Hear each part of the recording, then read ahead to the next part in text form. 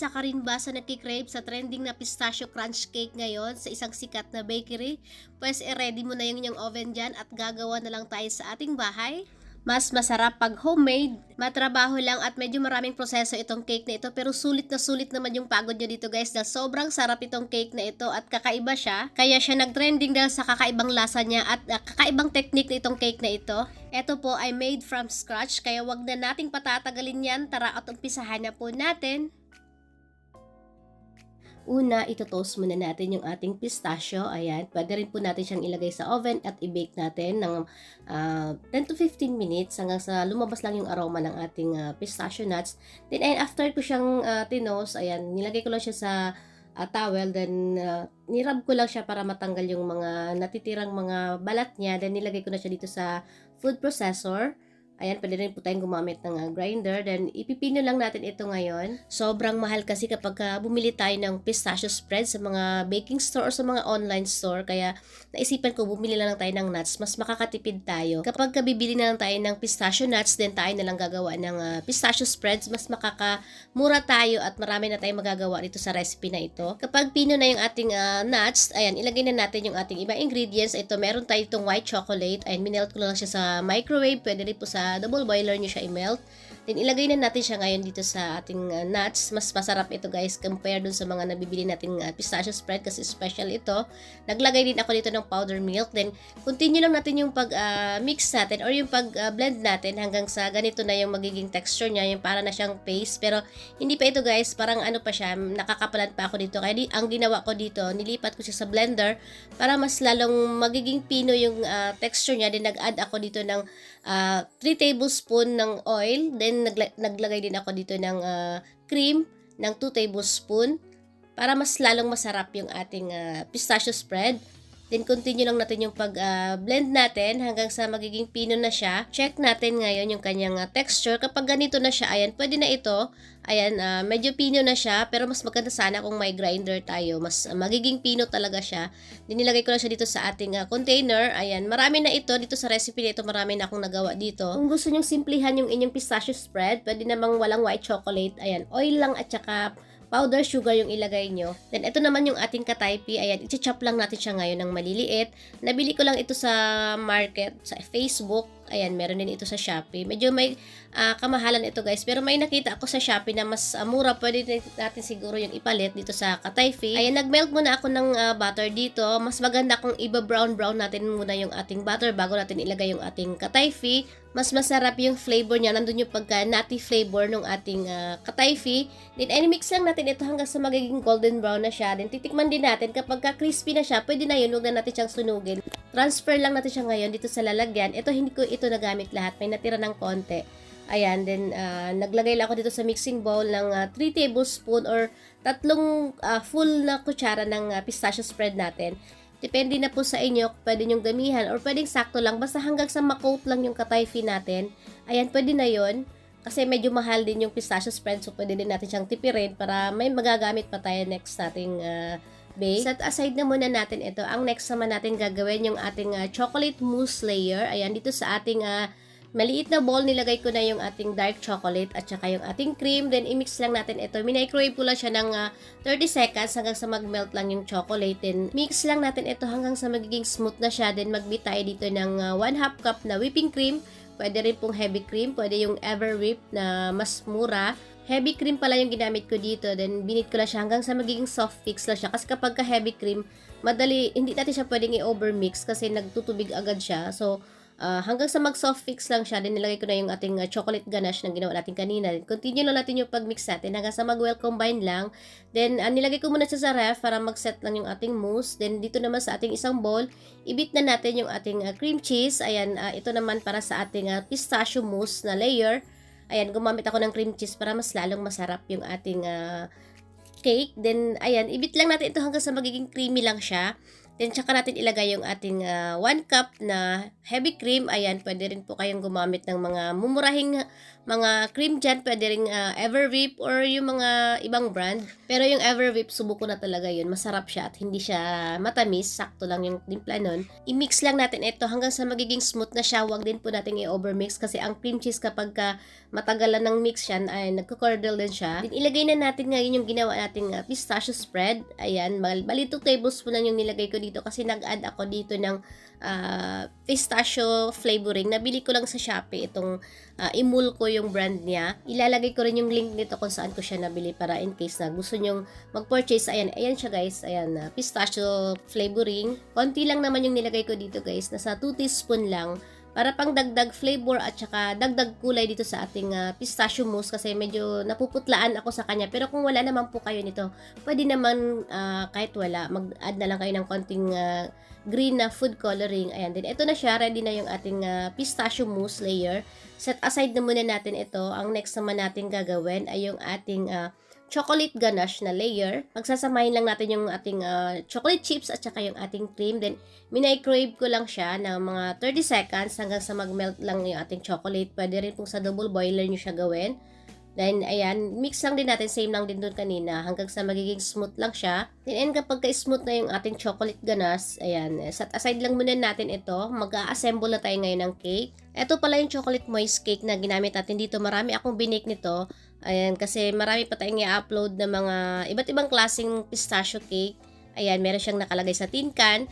Ayan, yung recipe nito, uploaded na ito sa ating YouTube channel. Ilalagay ko rin yung link nito sa description box at saka yung ingredients na rin ilagay ko sa description box natin. Ito yung ginagamit ko lagi kapag gumagawa ako ng mga dream cake dun sa akong mga reseller. Ito yung recipe na gamit ko dito kasi sobrang moist niya at saka napakalambot niya. Binalot ko lang ito sa cling wrap. Ayan, binake ko na ito ahead of time bago ko siya ginamit. Naka-chiller ito overnight na. Ayan, binalik ko na siya dito sa pan. Then, kinabukasan ko na siya ginamit. Ayan, ito na siya. Napaka-moist niya guys. Kapag gumagawa kayo ng chocolate moist cake, ayan, talagang mas maganda kung i-chiller nyo muna siya bago nyo siya gamitin. Mas nagiging moist yung ating chocolate cake. Ayan, then nilagay ko lang siya dito sa ating cake board. And ito yung acetate natin or tinatawag din siyang cake collar. Ayan, marami nito sa Shopee or sa Lazada. Ang size pala ng cake na ginamit natin dito ay 6x2. Or pwede nyo rin, kung gusto nyo medyo malaki yung inyong cake, pwede nyo siyang i-bake sa 7 or 8 inches na round pan. Then ito, naglagay lang ako dito ng scotch tape sa gilid para mag-sara yung ating nilagay na acetate. Then ito na yung ating chocolate mousse. Ayan, nag-set na siya. Nilagay ko lang siya sa piping bag. Then ito yung pinaka first layer natin. I-pipe lang natin siya ngayon dito sa ating cake. And gumamit lang ka dito ng spoon para i-spread yung chocolate mousse natin para pantay yung magiging layer niya. Then may natirang chocolate mousse. Nilagay ko siya dito sa yung nakabake natin na chocolate cake sa 4 inches ata yung size nito. Then, spread lang din natin. Then, after ko pala nilagay yung ating chocolate mousse layer, nilagay ko muna siya sa chiller kasi medyo matigas yung pistachio crunch natin. Kaya, nilagay ko muna sa chiller yung ating cake bago ko siya nilagay yung ating pistachio. Then, dapat gentle lang din yung paglagay natin. Ayan, dahan-dahan lang para hindi siya lulubog doon sa chocolate mousse natin kasi nga malambot nga yung chocolate mousse. Then ayan, ipantay lang din natin yung layer niya. Ang next layer naman natin ay ipipe na natin yung ating ginawa kanina na pistachio mousse. Kung namamahala naman po kayo sa cream cheese, ayan, pwede kayong gumamit lang ng whipping cream, then maglagay lang kayo ng pistachio spread at saka ng pistachio flavoring. Ayan, pwede na yon. Or kung walang pistachio flavoring, pwedeng food color na lang para may konting kulay or hindi masyadong maputla yung inyong pistachio mousse na layer. Dito meron pa sana tong pinaka last layer bago ka tayo maglagay ng chocolate ganache. Yung parang light lang siya na chocolate mousse. Pero ako dito hindi ako naglagay kasi yung ginawa nating chocolate mousse kanina, ayan, flavorful na siya or matapang na yung timpla natin. Kaya parang ang dami ng flavor kung dadagdagan ko pa siya ng isa pang layer ng chocolate mousse. Kaya okay na ito. Dagdag din yun sa costing kapag naglagay pa tayo ng isang layer. Kaya okay na ito. Nilagay ko pala muna sa chiller yung ating cake ng 15 minutes after kong nilagay yung ating pistachio mousse bago ko nilagay yung ating chocolate ganache. Then ayan, isi-swirl lang natin ngayon yung ating cake para mag-spread yung ating chocolate ganache. Then, naglagay ako dito ng pistachio nuts sa ibabaw. Yan, naka-dice na siya. Binili ko ito, ganito na siya guys, naka-chop na siya. Pagkatapos natin siya lagyan ng nuts sa ibabaw, ilagay muna natin siya sa chiller. ng mga, kahit mga 15 minutes lang bago natin ilagay yung ating pistachio sauce. Para naman sa ating pistachio sauce, ayan, dito sa ating mixing bowl, meron tayo itong white chocolate chips. Then dito nagkamali pa ako dito. Imbis na whipping cream yung ilagay ko, ayan, milk yung nilagay ko dito. Kaya ayan, medyo malabnaw siya. Pero okay lang naman kasi isi-set naman natin siya. Ilagay natin sa chiller. Then nag-add pala ako ng pistachio flavoring at saka ng pistachio paste na ginawa natin. Then i-mix lang natin ito. Then after nito, ilagay muna natin sa chiller. Hanggang sa mag-set lang siya dito. Medyo nagmamadali tayo. Kaya nung binuhos ko siya sa ating cake, medyo malabnaw pa talaga siya. Kaya ang ginawa ko, gumawa ako ulit ng pistachio sauce na gamit ang heavy cream na, hindi na milk. Kaya ayun, maganda yung texture niya, yun, malapot siya. Ipapakita ko sa inyo mamaya. Ito yung paglagay natin ng ating pistachio sauce na chinilled natin. Ayun, nakikita nyo dito guys, talagang malabnaw or yung consistency niya para talaga siyang liquid pa. Kaya saglit ko lang kasi siya nilagay sa chiller. Siguro naman nasa 10 minutes lang. Kaya ayan, hindi talaga siya nag-set. Kaya ang ginawa ko dito, ito yung pangalawang ginawa ko dito. Ang gamit ko dito ay whipping cream na. Kaya ayan, maganda na yung consistency niya. Medyo malapot na siya. Kaya ayan, nakikita nyo, medyo messy siya dahil nga doon sa unang pistachio sauce na ginawa natin. Dahil doon sa milk na ginamit ko. Pero ganito naman yung cake na ito pagka nilagyan natin natin siya ng sauce. Messy talaga siya tingnan. Naglagay ako dito ng dried rose. Nabili ko lang sa Shopee din. Marami na siya, isang pack. Mura lang din. Then ngayon, slice na natin yung ating cake.